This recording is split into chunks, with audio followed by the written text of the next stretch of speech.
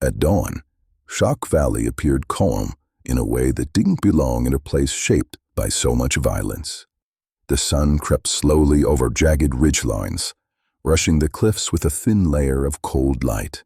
Mist clung to high mountain terraces, and far below, a thin river wound through the valley floor like a silver thread. Moving along a narrow trail was a combined force of U.S. Special Forces soldiers from ODA 3336 and Afghan commandos. Their steps sent trickles of shale sliding down the slope, a sound echoing faintly between the cliffs.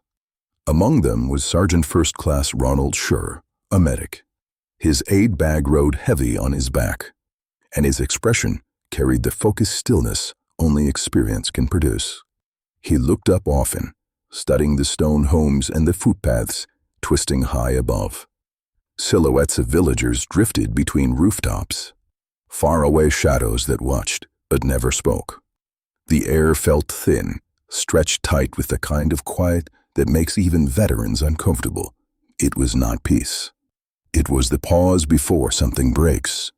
Shurer felt the tension as clearly as the cold air in his lungs. The mountains here hid people well, and the Americans were exposed, climbing toward a village built to repel anyone who approached. The idea of a simple mission was fading with every step. The valley held its breath. Then, the first shot snapped through the air without warning. A sharp crack, followed by a burst of dust. Before anyone could react, the entire mountainside exploded with gunfire. Automatic weapons, machine guns, and RPGs roared to life from multiple angles, turning the quiet valley into a battlefield. Tracers sliced through the drifting dust. Rocks shattered into fragments. Soldiers dove for cover behind shallow depressions and boulders barely big enough to offer protection. A soldier directly ahead of Shurer stumbled and collapsed. Another clutched his leg, blood seeping through torn fabric.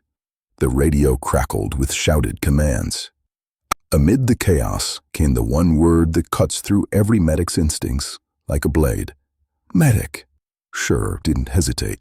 He ran uphill toward the wounded, his boots slipping on loose shale. His bullets struck the ground around him.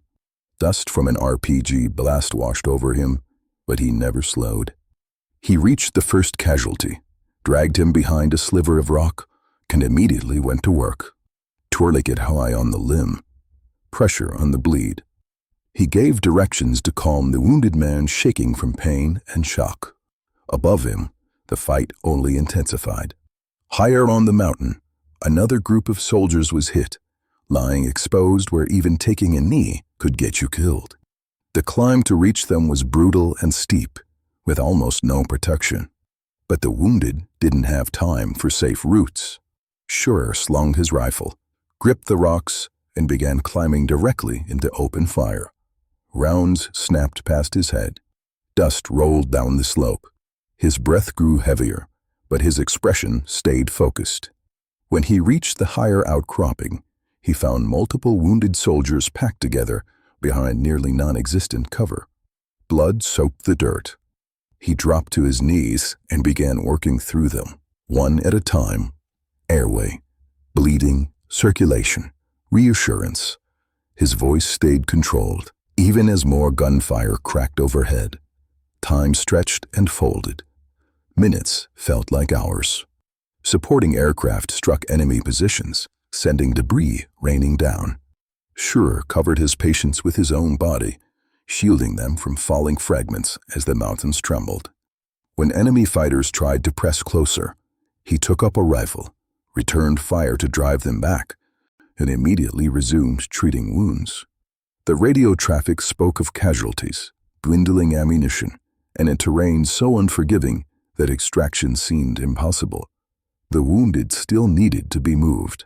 The slope was so steep that dragging men down would risk killing them. With the help of teammates, Shurer rigged a rope system directly into the mountainside.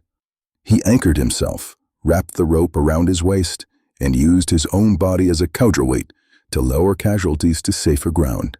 The strain was immense. The rope burned his gloves. Sweat mixed with dust on his face. Yet each man he lowered reached the next position alive. Shurer repeated the process again and again, climbing, treating, lowering, and climbing once more. His world shrank to the rhythm of saving lives, tightening knots, adjusting bandages, checking pulses, and reassuring men who drifted in and out of consciousness. By the time a helicopter managed to hover near a narrow ledge, the team had fought for hours. Shurer moved casualty after casualty into the aircraft, assessing vitals and reinforcing bandages. When told to board and evacuate, he looked back up the mountain. There were still men unaccounted for. Instead of seeking relief, he turned around and climbed back toward the fight to ensure no one was left behind.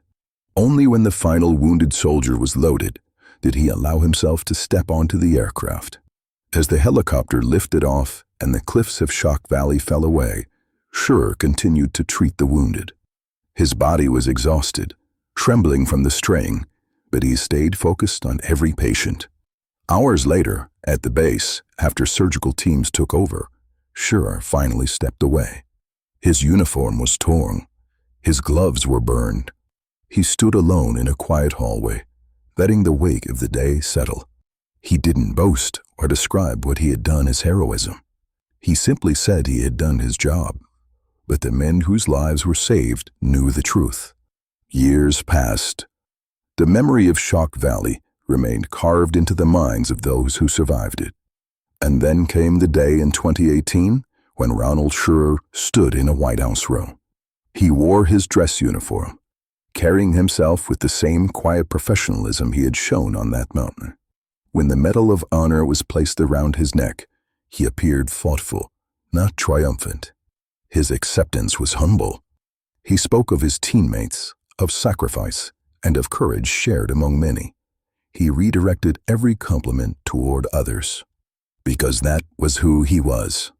In 2020, after a hard battle with cancer, Shurer passed away. The news traveled quickly. His death was a loss, but his legacy only grew stronger. Medics learned his techniques. Leaders spoke his name when teaching courage under fire. Soldiers read his citation and understood the weight of what one man can endure to save another.